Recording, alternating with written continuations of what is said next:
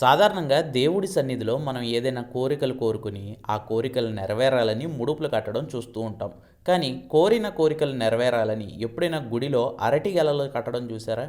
మీరు విన్నది నిజమే. శ్రీకాకుళం జిల్లా సంతబొమ్మాళి మండలంలోని చెట్ల తాండ్ర గ్రామంలో ఉంటుంది ఈ ఆచారం.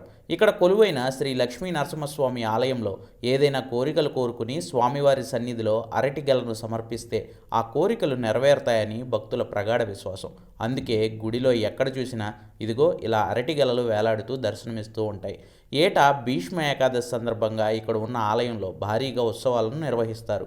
భక్తులు నరసింహస్వామిని దర్శించుకుని పక్కనే ఉన్న రావి చెట్టు దగ్గర వేసిన పందిరికి ఇలా అరటిగెలలు కట్టి మొక్కులు చెల్లించుకుంటూ ఉంటారు.